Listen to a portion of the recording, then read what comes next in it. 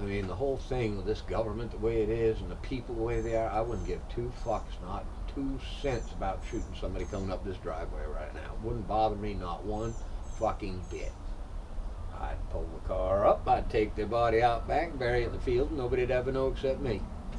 So I'm just saying, I mean, that's the way I am now. It's kind of scary because I'm glad I wasn't this way back then.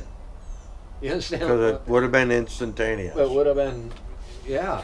I mean, but I Field full of bodies. Look, I always had a brain, and I always like to tax my brain with solutions other than inside the box.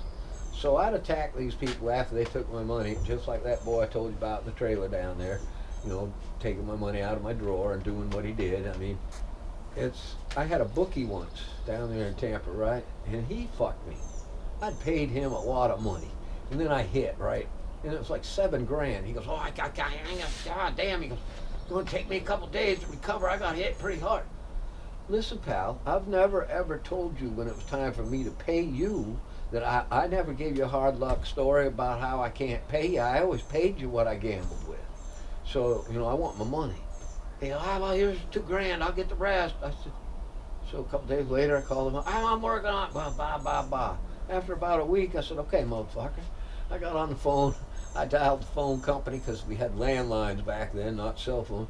I said, yeah, my name's so-and-so and so-and-so, and this is my address, and I'm getting harassing phone calls. He's a bookie working out of a townhome with one phone line. That's his lifeline right there behind that desk.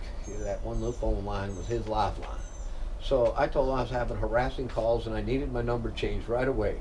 And she goes, oh, no problem, sir. Here's your new number. Don't lose it because I won't be able to give it back to you until you get your bill next month.